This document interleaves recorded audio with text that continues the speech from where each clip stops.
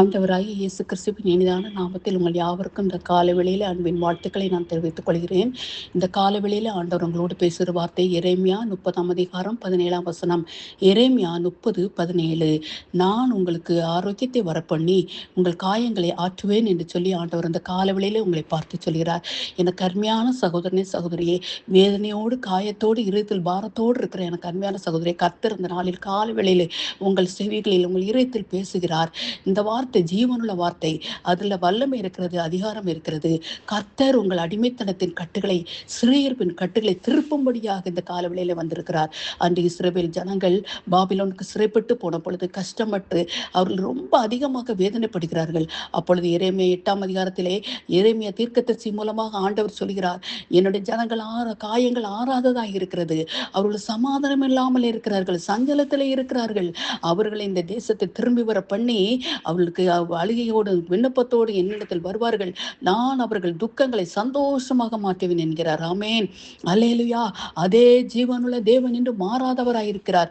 Mark 5 அதிகாரத்தில் பார்க்கும்போது 12 வருடமாய் உள்ள ஒரு பெரும்பாடுள்ள ஸ்திரீ, இந்த சரித்திரம் உங்களுக்கு எல்லாருக்கும் தெரிந்ததுதான். அந்த ஸ்திரீயானவள் தன்னுடைய ஆஸ்தியெல்லாம் செலவழித்து தன்னுடைய வியாதி சுகமாகிவிடாதா என்று சொல்லி அங்கும் இங்கும் ஓடி தன் ஆஸ்தியெல்லாம் செலவழித்தாள். ஆனால் அவளுக்கு சற்றாகிலும் சுகமாகவில்லை. அவள் இயேசுவை குறித்து கேள்விப்பட்டு, அவருடைய வல்லமை குறித்து கேள்விப்பட்டு, அவள் எப்படியாவது நம்முடைய வஸ்திரத்தை தொட்டாயிலும் சுகமாவேன் என்று சொல்லி விசுவாசத்தோடு அவருடைய வஸ்திரத்தை தொடுகிறாள்.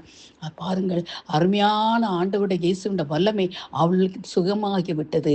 அந்த வல்லமை அவளுக்கு சரீரத்தில் இறங்கி விட்டது. ஹல்லேலூயா. அதே ஜீவனுள்ள தேவன் இன்று உங்கள் மத்தியிலே இருக்கிறார், உங்களுக்குள்ளே இருக்கிறார். ஹல்லேலூயா. மார்க் 1 அதிகாரத்தில் பார்க்கும்போது ஒரு குஷ்டரோகி தன்னுடைய வியாதி அதிகமாக கண்டு ஊரால் ஒதுக்கப்பட்டவன், அவன் புறக்கணிக்கப்பட்டவன்.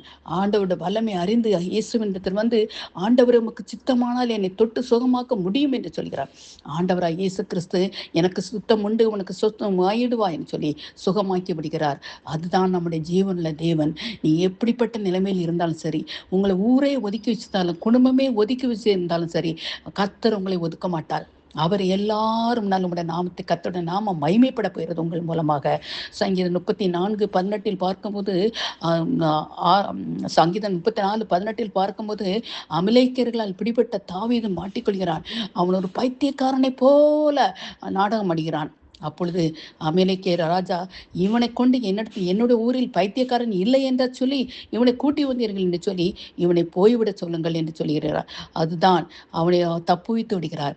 அந்த தேவன் ஜீவனுள்ள தேவன், அவனுடைய இருதயங்கள் காயங்களை ஆற்றுகிற தேவன்.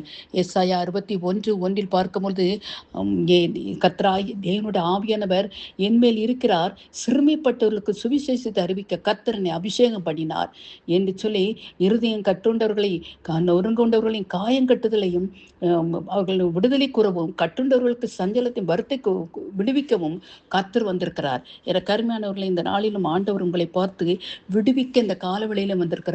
உங்கள் காயங்களை ஆற்றவர் உங்களோடு வந்திருக்கிறார். உங்கள் வீட்டிற்கு வந்திருக்கிறார். உங்கள் இதயத்தோடு பேசுகிறார். தேவனுடைய வார்த்தை இந்த நாளில் உங்களை விடுதலை செய்கிறது. தயவு செய்து நீங்கள் விசுவாசிங்கள். இந்த வார்த்தை ஜீவனுள்ள வார்த்தை என்பதை ஏற்றுக்கொள்ளுங்கள். உங்கள் இதயத்தில் பதித்துக் கொள்ளுங்கள். விசுவாசித்து அறிக்கையிடுங்கள். என்னுடைய காயங்களை ஆற்ற, என்னை சுகமாக்க, எனக்கு ஆரோக்கியம் உண்டு பண்ண என் ஆண்டவர் என்னோடு கூட இருக்கிறார் என்று சொல்லி தைரியமாக பேசுங்கள். கர்த்தர் உங்களை விடுவிப்பார். கர்த்தர் ஒரு அற்புதத்தை செய்வார்.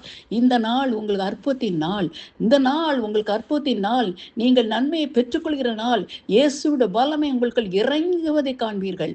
ஆமென். தேவன் உங்களுக்கு கூடாத காரியம் ஒன்றுமில்லை.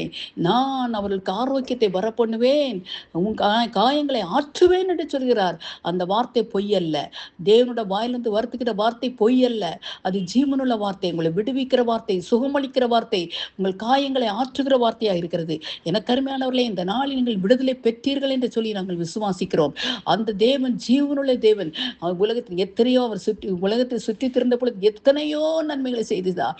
அந்த தேவன் இந்த நாளில் உங்களுக்கு அற்புதத்தை செய்து விட்டார். அதற்காக தேவனை துதித்து மகிமைப்படுங்கள். கர்த்தருடைய கரத்திலிருந்து நன்மைகளை பெற்று துதியுங்கள். அந்த ஜீவனுள்ள தேவன் உங்கள் காயங்களை ஆற்றிவிட்டார். உங்களுக்கு ஆரோக்கியத்தை வரப்பண்ணிவிட்டார். தேவனுடைய கரத்திலிருந்து நன்மைகளை பெற்று துதியுங்கள். நாங்களும் தொடர்ந்து உங்களுக்காக ஜெபிக்கிறோம். உங்கள் தேவனுடைய தேவனுடைய வல்லமை உங்கள் சரீரத்தில் இறங்குவதை உணர்வீர்கள். ஹalleluya. தேவனால் கூடாத காரியம் ஒன்றுமில்லை. கர்த்தர் உங்களை ஆசீர்வதிப்பாராக. இந்த நாளிலும் நன்மைகளை பெற்று தேவனை மகிமைப்படுத்துங்கள். இயேசுவின் நாமத்தில் பிதாவே.